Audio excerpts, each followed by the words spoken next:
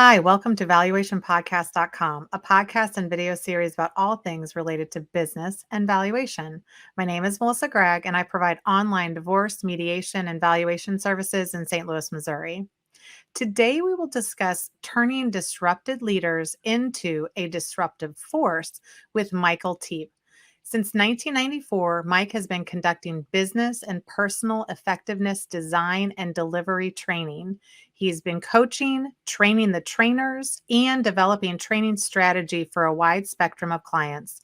He works for global corporations, leading training firms, and universities, as well as small and middle market businesses. Relatedness, feeling secure with others, around you. That's related is the fact that likability and, when you're in an office, the camaraderie, the culture that we've built and feeling safe in that is very important. So when you get too many people that you don't know what they're talking about, you don't know where they've come from, you don't know the background, you don't know anything about them personally, it can peel off that, allowing you feel a bit more vulnerable. Okay, so that's relatedness in as much as that was easy to do face to face. Think about it. Our leaders were used to mostly being in the office, and remote workers as well, but we made efforts to include them over time.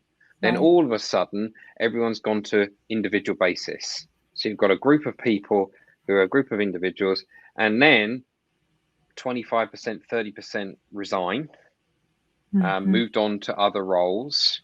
So now you've got all these new people that you haven't had the chance to develop a relationship with. So where's the relatedness doesn't exist. Right. It's like you and I, yeah, we've met, we're cordial, we're introduced, but we don't know a lot more about each other. And that's the same, that what used to be, hey, we got these people are new this week, let's go and have lunch. Let's welcome them in.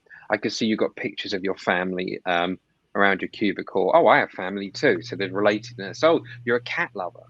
So that's one of the reasons why there are so many cat and dog pictures on the internet and in the office, is because we all can relate to it.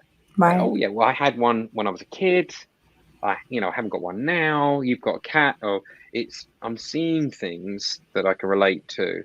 So one of my biggest piece of advice for leaders is to have, like I have behind me right now, a few personal things on the desk, and reach for things like your books. And it sounds very manufactured, but keep the books behind you so people could see what you've got, and have meaning. Everything's got meaning. I've got a photo of my daughter.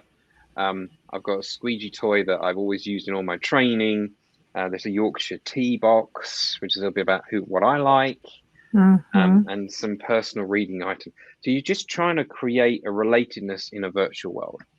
And it makes people connect with you more, reduces their feeling of disruption, and they trust you more. So therefore they are, when you ask them, what ideas have you got on this project? What do you think we could try? They're more likely to relax and say, well, I trust you from the relatedness and I'm going to contribute, rather than, I don't really want to say something that sounds silly, or I don't want to say something that might affect my career. That nagging thought, and that's someone who's disrupted. So we need to get as many people into that forward thinking as possible. And and I think I mentioned autonomy as well. Yeah, that autonomy. So that area is having control over your circumstances.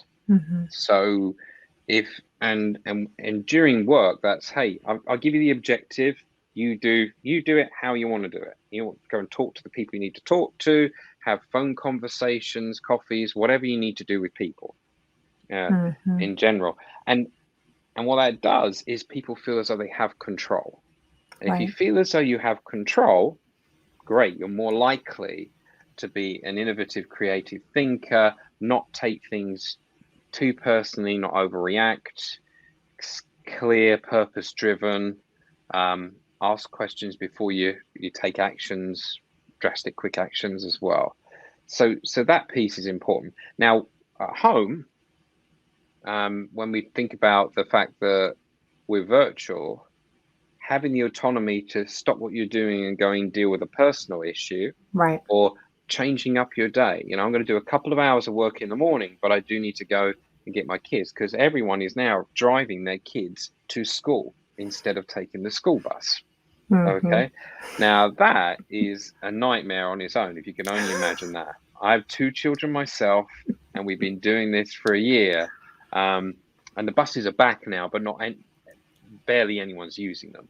Right. So that's twice in a working day where I'd need the autonomy to say, I can leave my work now and I feel good about it. I'm going to go and pick up my kids, spend half an hour with them, get back to work. Well, and so having that autonomy to be able to do that without a manager saying, we need to meet at that time when you need to pick the children up. right. And a lot of this is all, it seems like it's all connected to communication. So if you have some uncertainty, then you need to be very clear about what you do know. I also think your analogy of the pendulum is very interesting, because I would almost say that in the pendulum of overreacting and then underreacting even to COVID, I think that a lot of organizations then got back to the calm, right? And then they did you know what? We're going to have everybody come back to the office. And it's like, whoa, we just got everything calm. Now we're making the pendulum go again, because we're changing how people were living.